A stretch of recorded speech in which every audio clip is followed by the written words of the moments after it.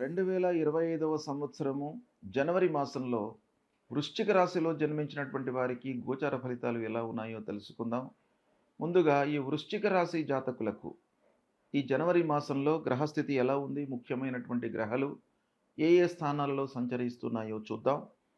సూర్యుడు 14వ తారీఖు వరకు 2వ స్థానంలో ప్రతికూలంగా సంచరిస్తున్నాడు. 14 నుండి మాసాంతం వరకు తృతీయ స్థానంలో ప్రవేశించి సంచరిస్తున్నాడు. ఇది శుభప్రదంగా ఉంటుంది. అంగారకుడు కుజుడు భాగ్యస్థానంలో తదనంతరం వక్రించి అష్టమ స్థానంలోకి ప్రవేశిస్తున్నాడు. ఇది ప్రతికూలంగా ఉంటుంది. బుధుడు జన్మ ద్వితీయ తృతీయ స్థానాలలో సంచరిస్తున్నాడు, అనుకూలంగా ఉన్నాడు.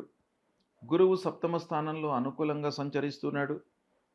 శుక్రుడు 3, 4 స్థానాలలో అనుకూలంగా సంచరిస్తున్నాడు. శనైశ్వరుడు అర్ధాష్టమ స్థానంలో ప్రతికూలంగా ఉన్నాడు. రాహువు పంచమ స్థానంలో ప్రతికూలంగా ఉన్నాడు. కేతువు ఏకాదశ స్థానంలో అనుకూలంగా ఉన్నాడు. ఈ విధంగా గ్రహస్థితి ఉంది. ఓవరాల్గా మనం చూసినట్టయితే వృశ్చిక రాశి వారికి శుభ ఫలితాలు ఈ జనవరి మాసంలో కనబడుతున్నాయి. కొంత మనము సద్వినియోగపరుచుకున్నట్టయితే లాభాలను గడించడానికి, సంతోషంగా ఉండడానికి ఈ మాసం మీకు బాగా అనుకూలంగా ఉంది. అయితే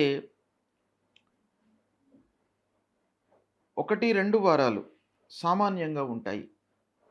సూర్యుడు ప్రతికూలంగా ఉన్నాడు గనక 1-2 మాసాలలో కొన్ని ఇబ్బందులు తప్పవు. కనుక 1-2 వారాలు సామాన్యంగా ఉంటూ 3-4 వారాలు మట్టుకు శుభప్రదంగా ఉన్నాయి. బంధువులు స్నేహితులతో మనస్పర్ధలు ఉంటాయి. తొందరపడి నిర్ణయాలు తీసుకోవడంతో పనులలో ప్రతికూల ఫలితాలు గోచరిస్తున్నాయి.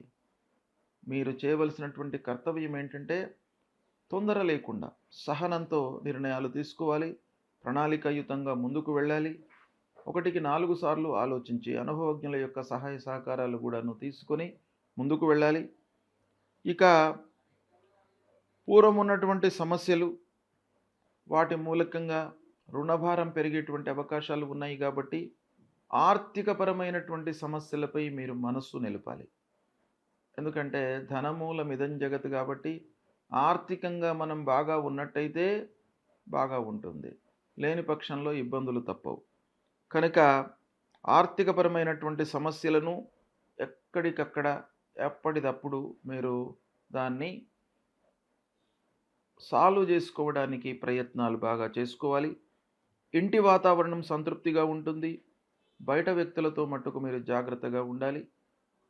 ఇకపోతే అనవసరమైనటువంటి విమర్శలకు, నిందలకు గురయ్యేటువంటి అవకాశాలు ఈ మాసంలో బాగా కనబడుతున్నాయి కాబట్టి విమర్శలలోకి వెళ్లకుండా, అంటే మధ్యవర్తిత్వము వహించకుండా ఉండడము, తర్వాత హైయప్స్తో, సమాజంలో మంచి స్థితిలో ఉన్నటువంటి వారితో స్నేహ సంబంధాలు పెంపొందించుకోవడానికై ప్రయత్నాలు చేయాలి. పూర్వము సహాయం చేసినటువంటి వారు మీకు శత్రువులుగా మారేటువంటి అవకాశాలు ఈ మాసంలో కనబడుతున్నాయి. కనుక దగ్గర వారితో చాలా మీరు రిలేషన్స్ బాగా పెంచుకోవాలి. ఇక అనవసరమైనటువంటి ఆలోచనలతో మనస్తాపానికి గురయ్యేటువంటి అవకాశాలు కూడాను ఒక పక్కన కనబడుతున్నాయి. వ్యాపారస్తులు అనాలోచిత పెట్టుబడులకు దూరంగా ఉండాలి. ఆలోచించి కొంత వ్యవహారం చేసినట్టయితే మీకు లాభాలు ఉంటాయి. కాబట్టి సాధారణంగా చేసేటువంటి పెట్టుబడుల లోపల ఇబ్బందులు లేవు. చిన్న మొత్తంలో చేసేటువంటి పెట్టుబడులకు ఇబ్బంది లేదు. కానీ పెద్ద మొత్తంలో మీరు హ్యూజ్ అమౌంట్ ఏదైతే ఇన్వెస్ట్మెంట్ చేద్దాం అనుకుంటున్నారో అటువంటి వాటిపైన మట్టుకు జాగ్రత్త పడండి. అవసరమైతే వాటిని వాయిదా వేసుకోండి. మళ్ళీ మంచి రోజులు వచ్చిన తర్వాత మీరు మార్చుకోవచ్చును. కనుక ఈ మాసంలో చిన్న మొత్తంలో పెట్టుబడులు పెట్టడము వ్యాపారస్తులకు అనుకూలంగానే ఉంటుంది. ఇక భాగస్వాములతో సత్సంబంధాలు ఉంటాయి. వ్యాపారస్తులకు ఇది ఒక సుఖమైనటువంటి, సంతృప్తికరమైనటువంటి విషయం. ఏంటంటే పార్ట్నర్స్తో మనకు సయోధ్య ఉన్నట్టయితే వ్యాపారము సక్రమంగా ముందుకు సాగుతుంది. సయోధ్య లేనట్టయితే ఆ పార్ట్నరు ఒకటి అనుకోవడము, మనం ఒకటి అనుకోవడము, వెరసి ఏమవుతుంది, నిర్ణయం తీసుకోవడంలో మనకు ఇబ్బందులు కలిగే అవకాశాలు ఉంటాయి. ఇకపోతే ఉద్యోగస్తులకు 3-4 వారాలలో స్థానచలనం గోచరిస్తుంది.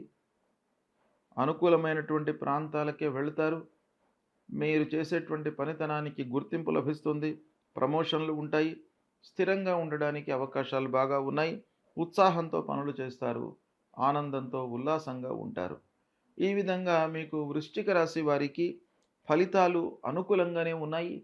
అయితే ఒకటేంటంటే డబ్బు విషయంలో మీరు జాగ్రత్తలు తీసుకోవాలి. అనవసరమైనటువంటి ఖర్చులను నియంత్రించుకోండి. మీ చేతిలో ఉన్నంత వరకు కట్టడి చేయండి. ఖర్చులను నియంత్రించుకోండి. మిగతావన్నీ గూడాను మీకు సుఖమయంగా జరిగేటువంటి అవకాశాలు బాగా ఉన్నాయి. అయితే ఓవరాల్‌గా మనం ఆలోచించినట్టయితే వృశ్చిక రాశి వారికి ఈ జనవరి మాసంలో కుజుడు 9, 8 భాగ్యస్థానము మళ్ళీ వక్రించి అష్టమ స్థానంలోకొస్తున్నాడు. కుజుడు అష్టమ స్థానంలో ప్రబల ప్రతికూలమైనటువంటి ఫలితాలు ఇస్తాడు కాబట్టి సుబ్రహ్మణ్య స్వామి దేవాలయానికి వెళ్ళండి. ధరణీ గర్భ సంభూతం విద్యుత్ కాంచన సన్నిభం కుమారం శక్తిహస్తంచ మంగళం ప్రణమామ్యహం అనేటువంటి మూలమంత్రాన్ని ప్రతినిత్యం కూడాను మీరు పారాయణం చేయండి, జపించండి.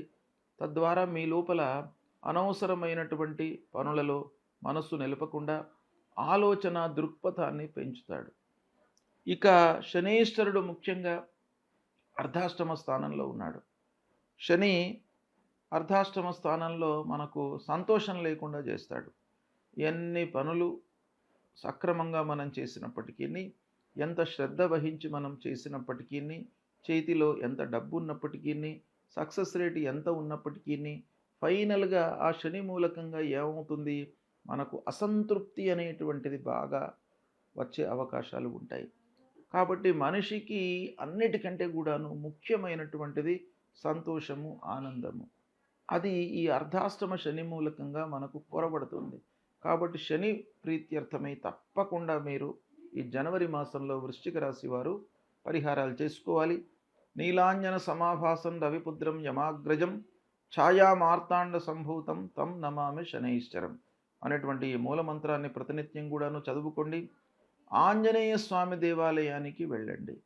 ఆంజనేయ స్వామి దేవాలయానికి వెళ్ళి ఆంజనేయ స్వామికి 3 ప్రదక్షిణాలు చేసి ఆ భగవంతుడి ముందు నిశ్చలమైనటువంటి మనస్సుతో ఒక్క నిమిషం నిలబడి మనోజవం మారుతతుల్య వేగం జితేంద్రియం బుద్ధిమతాం వరిష్టం వాతాత్మజం వానరయూత ముఖ్యం శ్రీరామదూతం శిరసా నమామి అనేటువంటి ఈ శ్లోకాన్ని పఠిస్తూ ఆ స్వామివారికి నమస్కారం చేసుకున్నట్టయితే మీ లోపల భయము, భ్రాంతి ఇవన్నీ కూడాను లేకుండా మిమ్మల్ని అనుగ్రహిస్తాడు ఆ ఆంజనేయ స్వామి.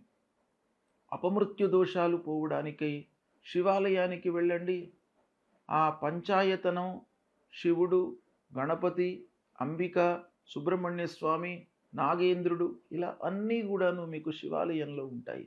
కాబట్టి శివాలయానికి వెళ్ళి ఆ శివుడిపై ఏకబిల్వం శివార్పణం అని ఆ బిల్వపత్రాన్ని ఆ శివుడిపై ఉంచి నమస్కారం చేసుకున్నట్టయితే మీకు అపమృత్యు దోషాలు తొలగుతాయి. ఆరోగ్యంగా ఉంటారు మీరు. మీ లోపల భయం లేకుండా ఆ భగవంతుడు, ఆ శివుడు, శంకరుడు మిమ్మల్ని అనుగ్రహిస్తాడు. ఇక రాహువు అమ్మవారు, అందులోనే మీకు శివాలయం లోపలనే అమ్మవారు కూడా ఉంటుంది. కాబట్టి ప్రత్యేకంగా మీరు మళ్ళీ అమ్మవారి దేవాలయానికి వెళ్ళవలసినటువంటి అవసరం లేదు. శివాలయానికి వెళ్ళినట్టయితే ఆ శివాలయం లోపల మీకు మధ్యలో శంకరుడు ఉంటాడు, గణపతి ఉంటాడు, అమ్మవారు ఉంటుంది, సుబ్రహ్మణ్య స్వామి ఉంటాడు, నాగరాజు ఉంటాడు, విష్ణుమూర్తి ఉంటాడు, సూర్యభగవానుడు ఉంటాడు. ఇలా ప్రధానమైనటువంటి గ్రహాలన్నీ కూడాను ఆ పంచాయతనంలో మనకు కనబడతాయి గనక ఒక్క శివాలయానికి వెళ్ళండి. మీకు ఈ అర్ధాష్టమ శనితో పాటు రాహువుకు సంబంధించినటువంటి దోషాలన్నీ కూడాను దూరమవుతాయి. కనుక ఇది పాటించండి, మీకు శుభ ఫలితాలు కలుగుతాయి. శుభం.